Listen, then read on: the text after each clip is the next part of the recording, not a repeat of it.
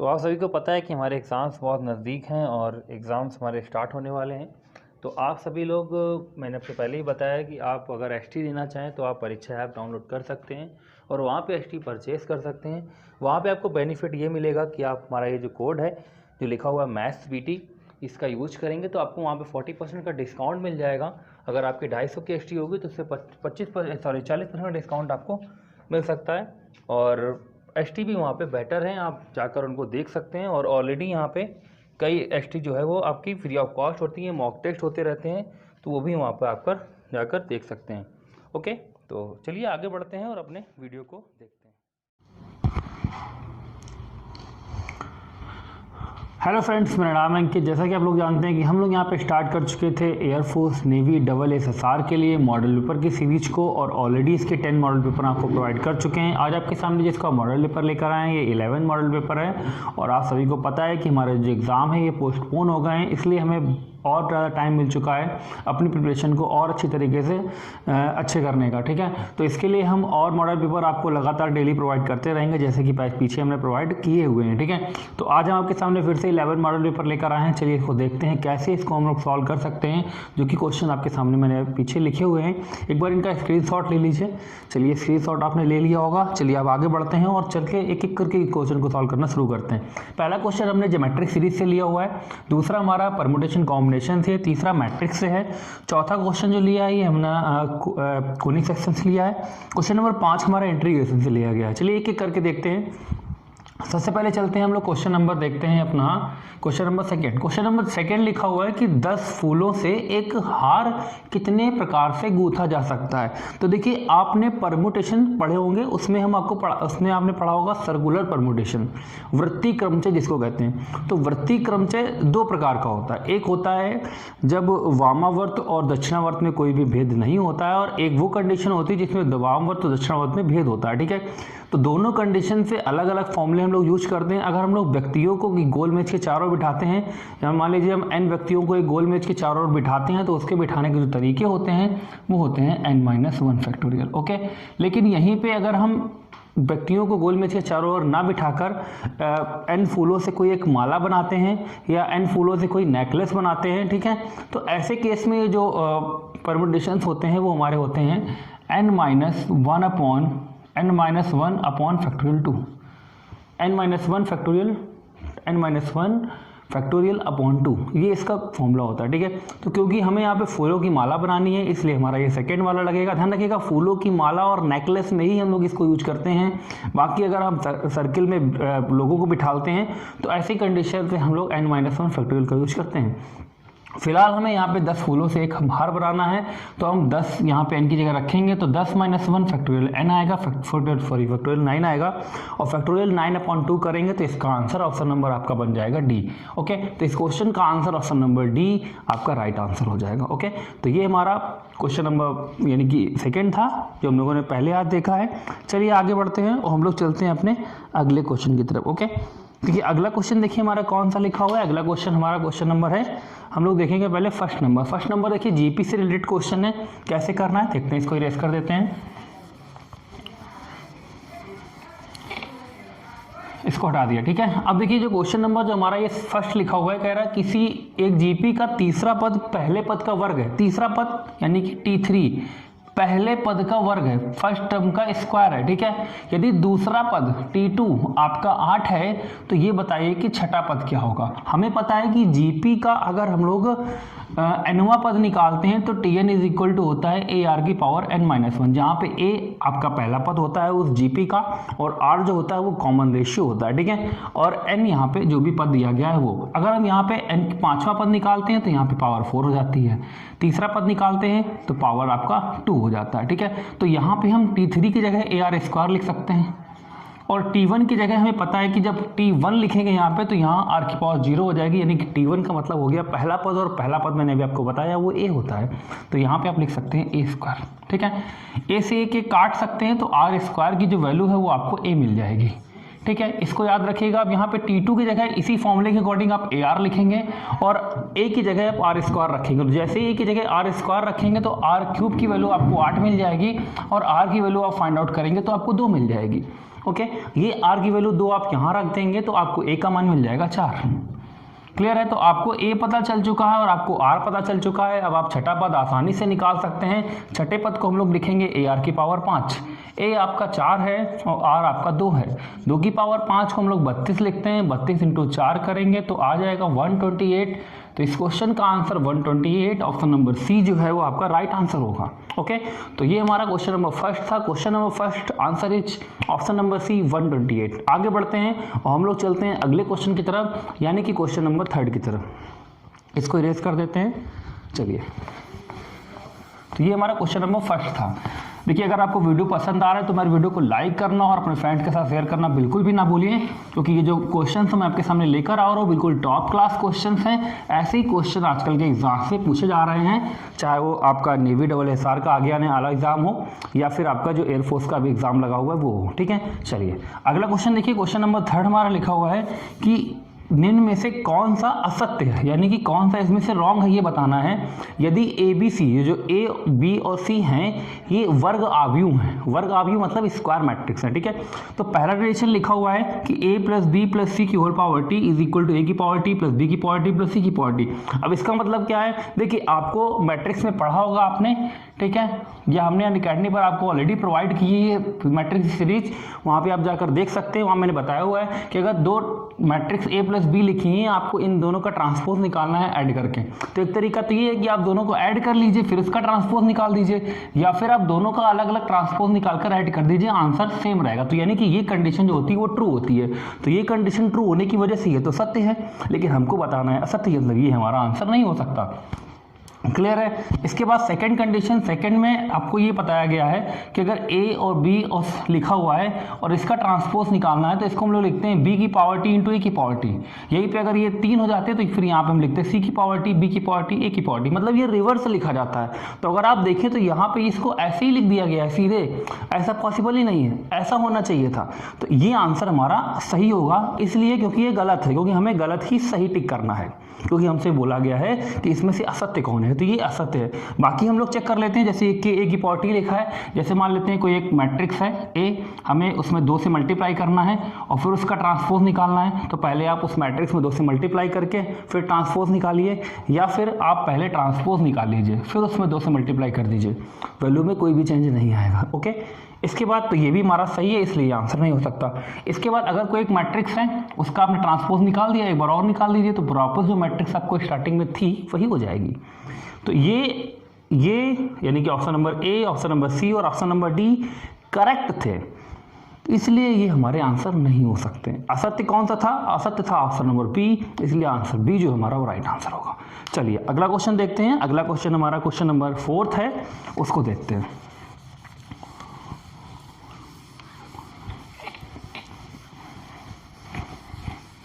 Question number 4 देखिए, लिखा हुआ है कि यदि रेखा y is equal to 2x plus के वक्र x square is equal to 4y की स्पर्श रेखा है। ठीक है, मतलब रेखा y बराबर 2x प्लस के वक्र x स्क्वायर 4y की एक स्पर्श रेखा है, तो के का मान क्या है? देखिए, मैंने अभी 2000 प्लस क्वेश्चन सीरीज स्टार्ट की थी, वहाँ पर मैंने कोनिक सेक्शन को डिटेल से डिस्कस किया था, जहाँ पर मैंने जो कब एक परवलय को लाइन टच करती है, कब इलिप्स को टच करती है, कब किस कंडीशन पे क्या प्रतिबंध होता है, तब वो अतिपरवलय को टच करती है, सारी चीज़ें बताई थी।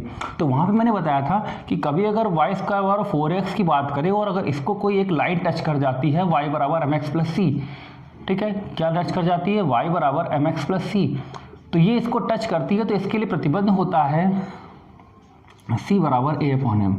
यहीं पे अगर इक्वेशन ये दे दी जाए y square equal to -4x, अब इसको ये लाइन टच करे तो ऐसे केस में c की वैल्यू होती है माइनस का a/m।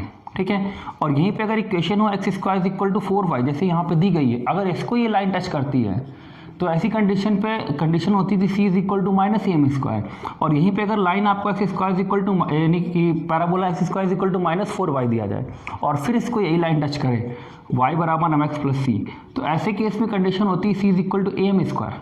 ठीक है, तो अब हमारे पास पैराबोला ये है, तो हमारे पास कंडीशन ये फॉलो होनी चाहिए। कभी कभी ये किसी एक को देकर 4 ऑप्शन में दे दिया जाएगा, एक टिक करना होगा आपको। ठीक है, फिलहाल इसका आंसर अभी क्या होता है वो हम लोग निकालते हैं। ये कंडीशन के अकॉर्डिंग ये हमारा ये होगा, तो सी आपका कितना है? के है, कंपेयर कराया जाए तो सी के है, is equal to A minus का ए कितना है, इससे कंपेयर कराते हैं तो देखिए 4ay होगा, ठीक है। यहाँ पे 4ay की वैल्यू 4 दी गई है, 4a की वैल्यू, तो a की वैल्यू यहाँ पे 1 आ जाएगी, ये a की वैल्यू 1 यहाँ रख देंगे और m की वैल्यू यहाँ से 2 मिल जाएगी, 2m 2 का स्क्वायर होगा तो आपको मिल जाएगा माइनस का 4। क्लियर है।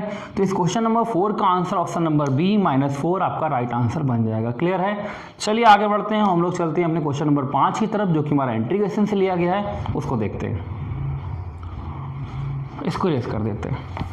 तो ये सारी कंडीशंस आप नोट कर लीजिएगा या आप स्क्रीनशॉट ले लीजिएगा, बाद में आप नोट कर सकते हैं, ठीक है। ये सारी कंडीशंस बहुत इंपॉर्टेंट है, एग्जाम्स में अक्सर पूछी जाती हैं, चाहे वो एनडीए का एग्जाम हो चाहे वो एयरफोर्स का हो। चलिए अगला क्वेश्चन देखिए, लिखा हुआ है question number 5, 3x² upon 9 - 16x6। अब देखिए इसको कैसे लिखेंगे हम लोग। लिखा हुआ है 3x² और यहाँ पे लिखा हुआ है अंडर रूट के अंदर 9 - 16 को हम लिख सकते हैं 4x³ का स्क्वायर, इस तरीके से, ठीक है, समझिएगा। अब बात आती है, इसको ऐसे इसलिए लिखा गया है क्योंकि ये 16 था, इसको हम इसी के साथ लिख लेते हैं, नहीं तो हमें कॉमन लेना पड़ता। अब ध्यान रखिए, हमें इसको लेट करना पड़ेगा। अगर हम इसको लेट करेंगे तभी ये फॉर्मूला बनेगा 1/a² - x² का। 1/a² - x² आप सभी ने पढ़ा होगा कि 1/√, के अंदर कभी भी अगर √a² - x² दे दिया जाए तो इसका आंसर हम लिखते हैं sin इनवर्स x/a + c, ठीक है। अब बात आती है कि ये हम लोग तब कर सकते हैं जब इसका डिफरेंशिएशन ऊपर मिल जाए। तो 4x³ का डिफरेंशिएट करते हैं आप तो आपको मिलेगा 12x²। कितना मिलेगा?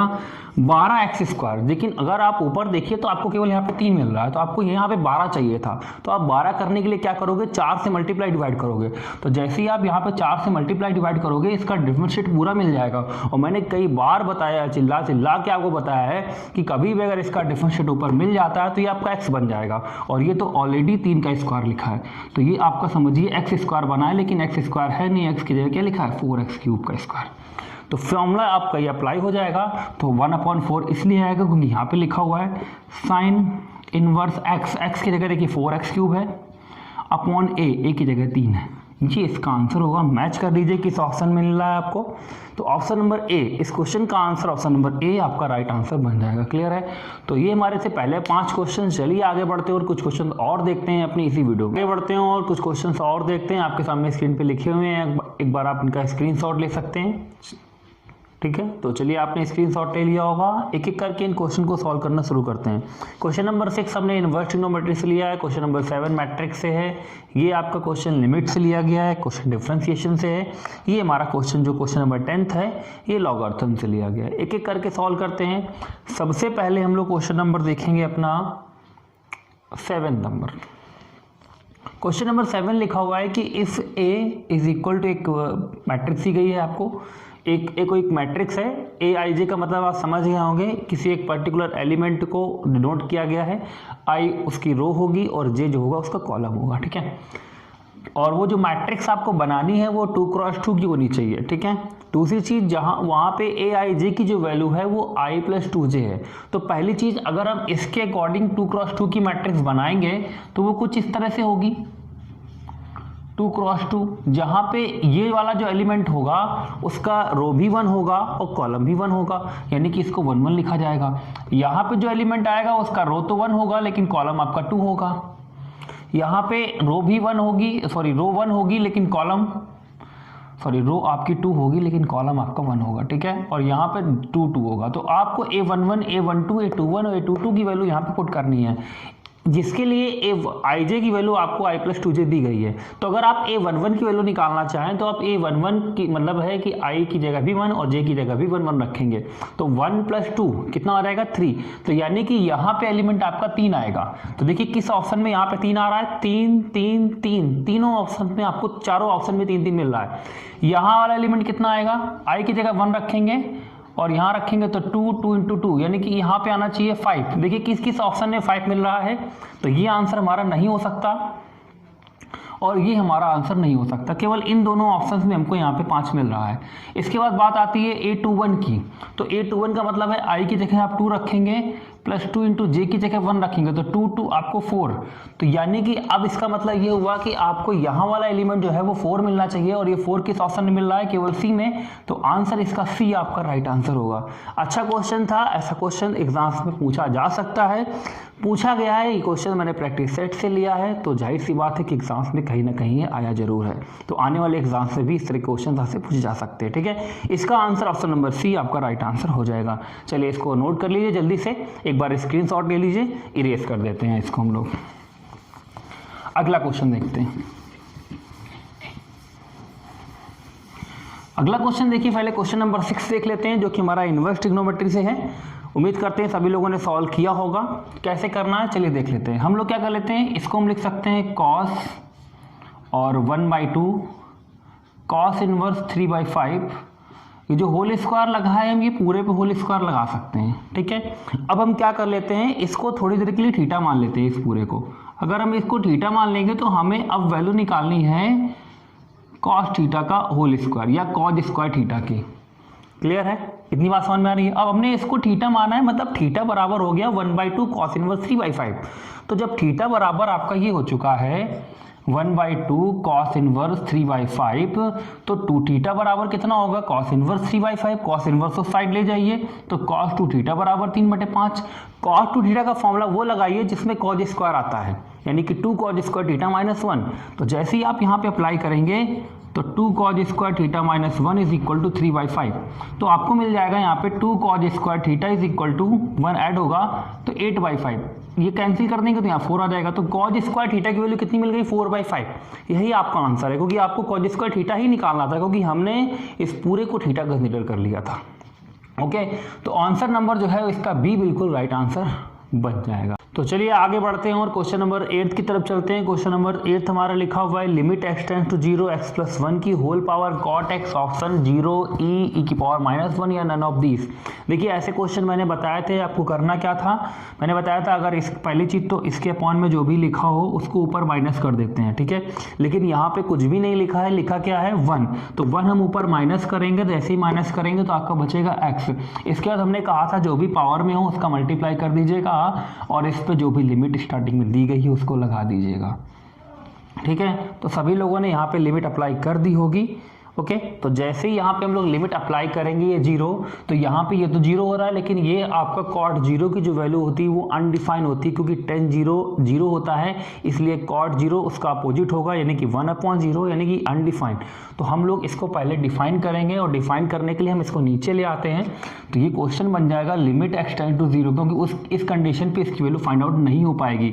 तो हम लोग लिखेंगे इसको x/10x। अब ये सभी को पता है कि हम लोगों ने कई बार पढ़ा है कि limit x tend to 0 10x/x 1 होती है।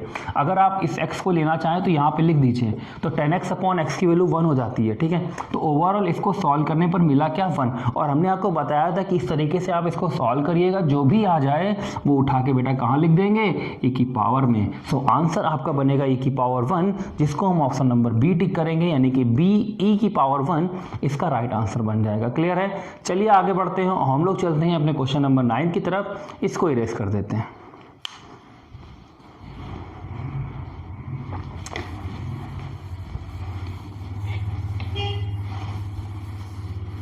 क्वेश्चन नंबर 9 लिखा हुआ है for the curve root x plus root y is equal to 1, तो dy dx एट 1/4, 1/4, यानी कि आपको ये बताना है कि ये root x plus root y बराबर 1 है, तो dy dx का मान एट, यहाँ पे a प्लस नहीं लिखा हुआ है, एट लिखा है, मतलब इस पॉइंट पर 1,1, 1,4, 1,4 पर, यानी कि x का मान ही 1/4 है और y का मान ही 1/4 है। ऐसी कंडीशन पे dy dx की वैल्यू क्या होगी। तो चलिए हम इसको डिफरेंशिएट कर लेते हैं। रूट x का सभी को पता है 1/2 रूट x डिफरेंशिएट होता है, 1/रूट y का करेंगे तो 1/2 रूट y आएगा, और y का दोबारा किया जाएगा तो dy dx आ जाएगा। ओके, इक्वल में 1 का करेंगे तो आपको 0 मिल जाएगा। 2 अगर आप चाहें तो ये 1/4 यहीं पे रख सकते हैं, जैसे ही आप रखेंगे तो 1/2 और ये 1/2। ठीक है, यहाँ पे देखिए 2 और ये 1/2 और इनटू में dy dx बराबर 0। 2 से 2 कट जाएगा, ये 2 से 2 कट जाएगा, तो आपको मिलेगा 1 plus dy dx is equal to 0। Then dy dx की वैल्यू कितनी हो जाएगी, -1 कितनी हो जाएगी डी वाई डी एक्स की value, D Y D X मतलब D Y upon D X जो है वो आपको -1 हो जाएगा। और -1 किस ऑप्शन में दिया गया है, ऑप्शन नंबर सी में। इंपॉर्टेंट क्वेश्चन है, आया हुआ है एग्जाम्स में, आपको पता ही होगा क्योंकि एग्जाम तो आप ही लोग देते हो, तो आपको पता ही होगा कि हाँ ये क्वेश्चन आया हुआ था अगर आपने इससे पहले एग्जाम दिए हुए हैं। ठीक है, चलिए अगला क्वेश्चन देखते हैं। तो हम लोग चलते हैं क्वेश्चन नंबर 10 की तरफ, इसको इरेज कर देते हैं।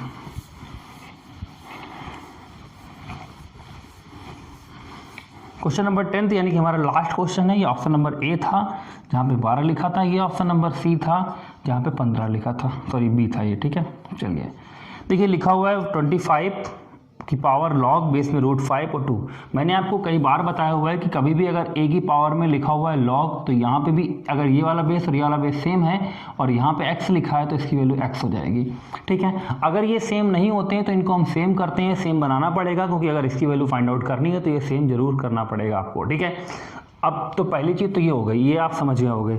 दूसरी कंडीशन ये है कि अगर जैसे मैं आपसे कह दूं कि यहाँ पे लिखा हुआ है log m और यहाँ पे n, इसकी वैल्यू मैं कह दूं x है, तो अगर आप इन दोनों पे स्क्वायर कर दें तब भी वैल्यू वही रहेगी। यानी कि अगर हम यहाँ पे m का स्क्वायर और n का स्क्वायर करके x लिख दें तो ये भी अभी भी x रहेगा। अगर हम दोनों पे क्यूब कर दें,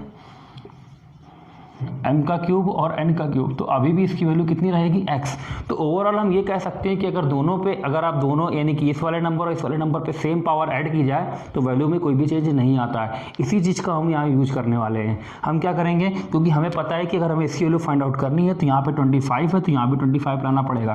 तो 25 तब आएगा जब यहाँ पे 5 आएगा, 5 का स्क्वायर होगा। तो पहले तो हम इसका स्क्वायर कर लेते हैं दोनों का, क्योंकि इन दोनों नंबर का स्क्वायर होगा तो यहाँ पे 25 है और पावर में हो जाएगा 5 और ये 2 का स्क्वायर 4। अब इसका एक बार और स्क्वायर करना पड़ेगा तब ये 25 बनेगा। दोबारा जब स्क्वायर करेंगे तो हो जाएगा ये 25 और ये हो जाएगा लॉग बेस में 25 और ये 4 का स्क्वायर 16। ठीक है, ओके ना, सभी को क्लियर होगा इतनी बात। अब यहाँ पे देखिए इन दोनों को सॉल्व करने के लिए हम दोनों को सेम बेस पे लिखते हैं। ये जो है वो 4 का क्यूब होता है और ये 4 की पावर 1 है, तो ऊपर से पावर 3 मिल रही है, नीचे से 1 मिल रही है, तो 3/1 लिखेंगे और इसकी वैल्यू ऑलरेडी 16 है, तो 16 + 3 करेंगे तो आंसर हो जाएगा 19 और 19 ऑप्शन नंबर सी में दिया गया है। तो इस क्वेश्चन का आंसर ऑप्शन नंबर सी 19 आपका राइट आंसर बन जाएगा। ओके, तो ये थे हमारे आज के मॉडल पेपर 11th के 10 क्वेश्चन। अब हम लोग मिलेंगे अपने नेक्स्ट वीडियो में आपको, यानी कि मॉडल पेपर 12th में। ओके, तो आज के लिए यहीं तक, बाकी मिलते हैं अपने नेक्स्ट वीडियो में। आप लोग अगर ये वीडियो पसंद आ रहे हो तो इसको शेयर करना बिल्कुल भी ना भूलिएगा। आज के लिए यहीं तक, बाकी मिलते हैं नेक्स्ट वीडियो में। आपका दिन शुभ हो, धन्यवाद।